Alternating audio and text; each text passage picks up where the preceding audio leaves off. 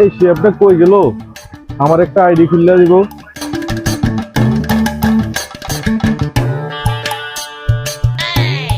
এই শেফ, আমার একটা আইডি খুলে দে তো।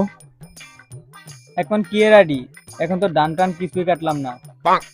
আরে এই আইডি না তো, যে আইডি খুললে ওই মেয়েদেরকে ফটানো যায়, ওই আইডি। কাকু, এই বয়সে আপনি আইডি দিয়ে কি করবেন? দূর যা, তুই বেশি বুঝিস না। আরে একজনের লগে মোবাইলে কথা কইতাম। এই ভালো কথা, আইডি খুললে কি আবার কাবিন নামা লাগবে নাকি?